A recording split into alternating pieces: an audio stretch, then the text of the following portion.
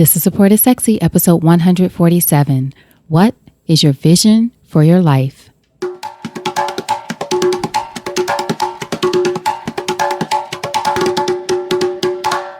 Welcome to Support is Sexy. I'm your host, Elayne Fluker, entrepreneur, author, and founder of Chic Rebellion Media. 5 days a week, Monday through Friday, I interview inspiring women entrepreneurs who share their wins and their lessons to help you take your business and your life to the next level and create something sexy. Here we go.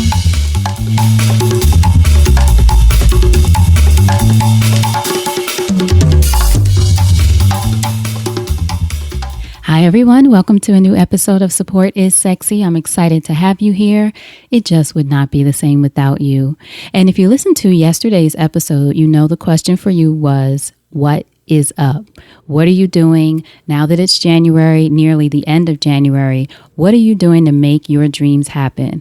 What is on your schedule for this week even? It's Tuesday now. What are you getting into to move you closer to your dream? Not your busy work or your to-do list. What are you really doing to move forward? What's up and what is stopping you? So those are some of the questions that we were asking yesterday. Today, I want to ask you, what is your vision for what you're creating? What does it look like? What does it feel like? What do you want to experience when you get to that place? What does that place look like? Who's there? What are those people like? How do those people make you feel? These are all of the questions I believe you should consider when you're thinking about your vision for the type of life you want to create, for the type of business you want to create, for the things that you want to experience. What does it all look like, feel like, smell like, all of your senses? How can you get them in that place of where you want to be going, what you want to experience, what your vision will be? That's what we're going to talk about today. So actually, if you have a vision board that you're working on, you don't have to get the vision board out, but this might be a good episode to listen to for that. Or if you were thinking about making some kind of transition and need to get some sort of visual ideas of where you want to go, what you want to look like, this could be good for you. You can also, and I would suggest, write this in your journal while we're talking and considering things. You can write some notes down. You don't have to have the answers now. You can always go back and listen to it later or look in your journal and see it later. Of course, if you're driving, you just want to listen and meditate on it and think about it later. But what I want to offer in this episode is just some things to think about as you're creating your vision. And you know, I'm very big on vision boards. I've talked about it often. Actually, the vision board teacher that I always work with is Barbara Bijou, and she was episode 9, a very early episode of the Support is Sexy podcast. So you want to go back and check out Barbara's episode talking about vision boards, the power of vision boards, how they're not magical, but they do serve a purpose. But like I said, whether you're doing a vision board or not, I think this will be a good episode just to listen and have some questions. Think about some questions. Sometimes, you know, we try to have all the answers. Most of the times we don't, or at least I know I don't. We try to have all the answers, but really we need to think about, what is the question? How can I live the question? What's the questions I should be asking? So around vision today, we're going to ask some questions. And I want you to think about what your answers are or what your answers may be when you give it some time and space to these questions. And I will say, before I start asking those questions, you know, if you are a person who is creating a vision board, which a lot of people are this time of year, one, your vision board doesn't have to be the first thing that you have in the year. So meaning, if you don't have it by January 1st, it doesn't mean that you've lost out on the year of creating your vision board. I've done vision boards as late as the spring when I've gone to work with Barbara individually, or if I've gone to her workshop in January, late January. I've done vision boards, one for myself personally, and then one on my business, which I've done at different times of the year. I've done updates in the middle of the year. So don't get stuck on what the vision board process looks like. It is whatever it is for you. If you just learn about vision boards in November, it doesn't mean that you can't make one whenever you find out about one or you feel like making one. Maybe you're not into it right now. It might be something that comes about later. So that's the first thing that I'll say about vision boards. The other thing is, whatever you envision, and if you do put it on a board, the great advice that I think Barbara has is make sure that you leave some space. So we're going to consider a few different questions today, but whatever answers you get, and then if you go and you cut out pictures or whatever you're going to use, if you're placing it on a vision board, even if you just have it in your mind, Make sure you leave some space for other things to come in that you never even considered, and some space for you to be flexible and change your mind and not get stuck on what things look like. Yes, I'm going to ask you questions about what you envision things to look like when you get to whatever that place is or that thing you're trying to create, but I don't want you to get stuck there, if that makes sense. I hope it makes sense. All right, so the first question. What is your vision? If you think about what you want to create, what are you thinking about? What is the thing that is on your mind, even when you're not really conscious that is something that's on your mind? Is there something that is gnawing away at you that you feel like you either really want to do or need to do? Or is there even something that you're afraid to even want to do? Is that a part of your vision? When you just think about what is my vision for myself or my business or my life or my family or my future, and it all might be very different, but when you really open yourself up and ask that question and just open-ended, what is my vision for my life? And it might feel too big to consider, which is why I suggest writing these questions down and just giving it a little bit of time and thinking about it. What is my vision for my life? And one of the reasons that I think thinking of this is very important is because, as we said, we all have the to-do list, and even I'm asking you, so what's up? What are you doing? What are you making happen? But it's sort of like, what are you doing to get to your destination?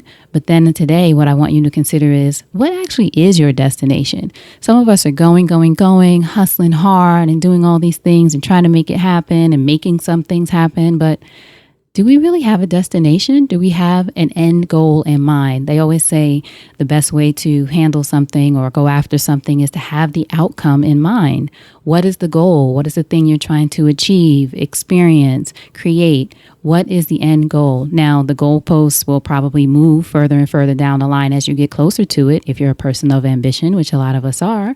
And a person of meaning too, and having the two meet is the ideal way to live. But what is the goal? Where is the destination? You jump in a car, you slam on the gas, but where are you going? That is the thing that you need to have in mind when you have your vision. So that is why I want you to think about that question. What is your vision? What is the destination? Might not know exactly how you're going to get there. In fact, you probably don't know exactly how you're going to get there. You can have an idea and a plan, but truly you need to know, what is the outcome? What do you want to experience? What does that look like? And that leads us actually into our second question. What does it look like? If you want, I'll give you one of mine.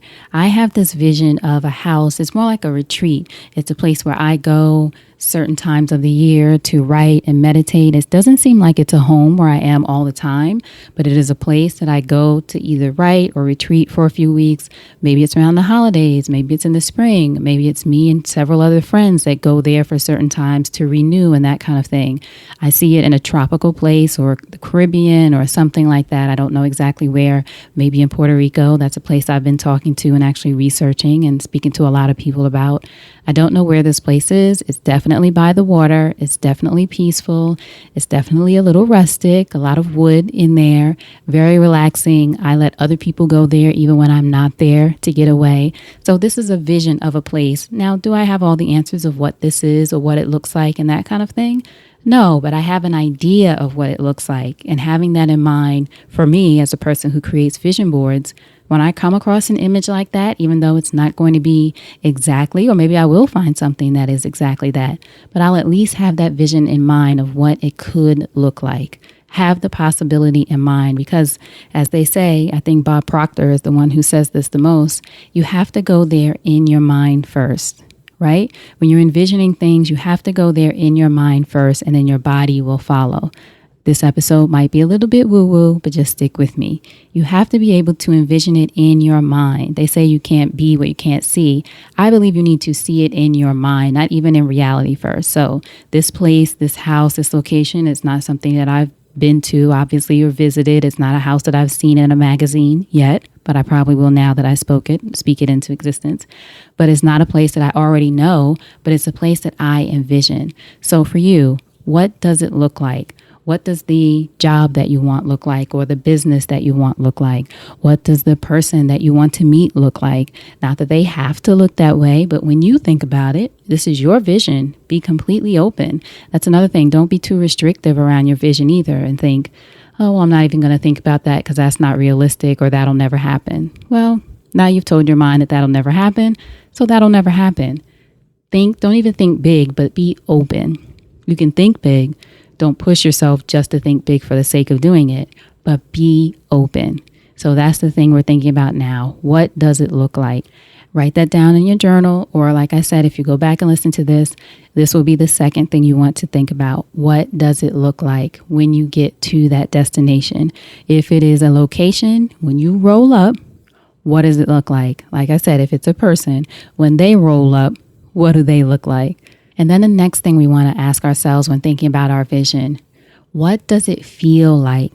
So one way I was thinking about this when I was thinking about this episode is if you've ever been, when you were younger and you've ever been preparing to go somewhere the next day, or maybe you're excited about a holiday that's coming up, or you're getting a visit from friends or family, or you're spending the night at a friend's house, or whatever made you really excited and happy when you were a kid, you just couldn't wait until the next day to experience it.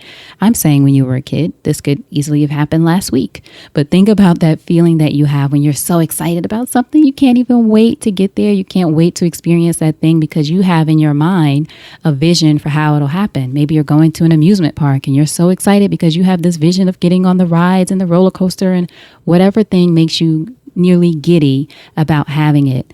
Not that I'm saying you have to have that feeling, although that would be wonderful. I'm not saying you should have that feeling, but I'm saying the ability to feel before you even get there. Try to tap into that when you're thinking about your vision, right? What is your vision and how does it feel when you get there? Whatever that is, if you're thinking about a relationship, romance, whatever that is, how does that feel? If you're thinking about yourself standing on a stage and giving a presentation and everyone is there and they're holding on to your every word, and what does it feel like to be up there and in that moment, to be sharing your gift with the world? What does it feel like when you finally not even write that book, but release that book? Something I think about. What does it feel like when you finally accomplish that goal? Never mind how much it sells and all that stuff. What does it feel like when you actually finish it? What does it feel like when you finally have created the business that you envision? What does it feel like when you're structuring your day the way you want to? And what are you doing each day? That's another way to feel it too. What are you doing when you get to that place that we talked about, that destination? Is your work week on Monday, is your sort of ease into the weekday? That's how my week is. Monday is the ease into the weekday. Tuesday and Wednesday could be meetings, or Tuesday for me is podcast interviews. But for you, it could be meetings, and then Wednesday could be your self-care day. Whatever it is, what does it look like and what does it feel like as you go through your week? What are you doing day to day? How are you making it happen? Where are you doing it? Are you on a beach? Are you in your own office? Are you in a home office? Are you wherever you want to be? Are you traveling the world because you're location independent? What does the business feel like, and what are you doing day to day? Really try to put yourself there, again, in order to either make your vision board or just for yourself and thinking about your dreams and your vision. This is part of what I believe you should think about. What does it feel like? And then finally, this is something that I've been thinking a lot more about when I think about my vision now, as opposed to how I used to think about it in the past few years, where it was very goal oriented in the past few years. And nothing's wrong with that. Got to have a goal. As I said, got to have a destination. But another thing that I make sure to experience is, what is the impact that I want to have when I get to that destination? Or what is the impact, rather, that I want my work to have when I get to that destination? So for me, part of my vision is seeing women create businesses and lives that they truly love, whether that's a huge company or whether that's just something that someone does on the side. You guys mean the world to me. Some of you I've met in person. Some of you I've met online. Some of you have emailed me. Some of you have been contacting me on social media. All of you I so appreciate, but my thing is seeing you create the things that you want to create, or give it a try, or experience something, or tell me about some fear that you've gotten over since you've either listened to the podcast, and not necessarily because of me, but whether it was something I said or something one of our guests have said that sparked something in you. That is the kind of thing that I see when I think about vision and think about impact. So my part of my vision would be, I want to impact the lives of at least 1 million women and help them create businesses and lives that they love from something they've experienced as far as my work, whether that's the podcast, whether that's teaching courses, whether that's books that I'm going to create now and in the future. Whatever it is, at least 1 million women will somehow be affected, whether that's even through you telling a friend who tells a friend who tells a friend about the podcast, or even if not about the podcast, about something that you heard.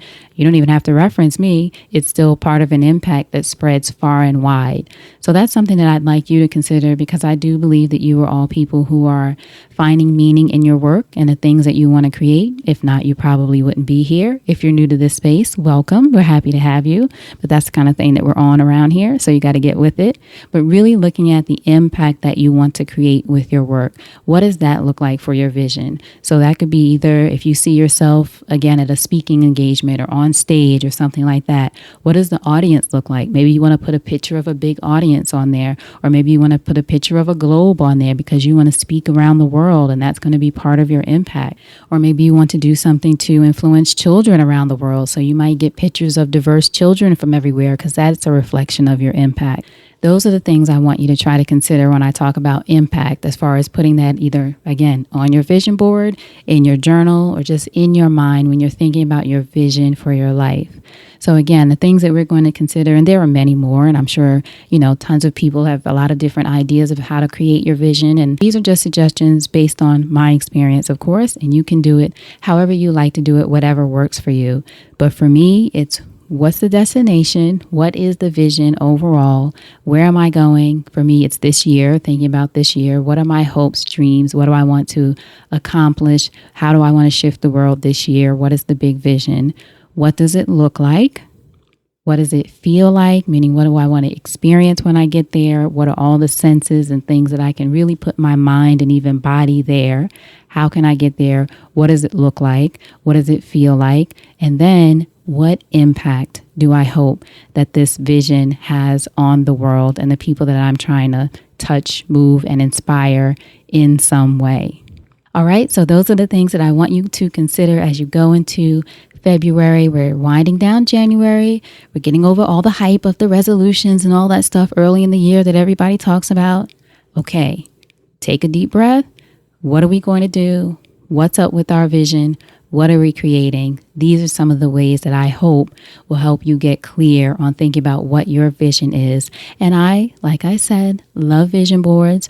Barbara Bijou, as I mentioned, is the woman that I have followed for years who has a vision board workshop every year in New York. In fact, you can go to Barbara's website, barbarabijou.com, if you want to find out more. Barbara, BIZIOU.com, to find out more about her workshop if you're listening to this in real time, okay? And I'll make sure I have a link to that as well. For more information on this episode or other episodes that we've done, go to supportisSexypodcast.com. Check it out there. And to get in touch with me, you can do that on social media at Elayne Fluker, and I will be sure to respond to you. I would love to hear from you what your vision is. And you know what? Actually, I want to add one more thing that I think I'd like to suggest that you do. This is something that I'm doing this year. Having a word for the year. Now, this word might change in the middle of the year. I don't know. But as of today, I have a word for the year. It was the word that I decided was going to be sort of my goalpost for the year. This is the kind of year that I want to create, the kind of thing that I want to experience. My word is abundance. What is your word? Think about that. In fact, I would say maybe start with that and then go through the other things that we talked about. What is your word for the year? What is the one word that you want to embody, experience, project, everything? For me, it's abundance, and not abundance in the way of stuff, because I got enough stuff, right? We all got enough stuff. But abundance in the way of what I want to experience. I don't want to have this scarcity mindset that it's not enough, or I'm not doing enough, or getting stuck and blocked and fearful because I'm busy comparing myself to somebody else. All of that is part of scarcity. I want to have an abundance mindset and be in the space of abundance, and to experience abundance, experience everything that the universe has out there for me, instead of blocking it because of my own fears or hangups or whatever, or being not present and in the moment, and not even being able to realize just how much abundance is there because I'm so stuck on what's missing. Not doing that this year. Abundance. That is my word for the year. So I want you to think about that too. What is your word for 2017? What do you want to experience, embody, be, envision, all of that good stuff? Let me know your word. That's what you can let me know on social media. What is your word for the year? Mine is abundance, and I wish that for myself And I wish that for you. And as always, thank you so much for listening. I so appreciate you guys. Love the feedback. Love to hear from you. Love to know that these are helpful in some way. All right. So thank you so much for listening. And now you know what to do. Go out there and create something sexy. And I'll talk to you soon. Take care.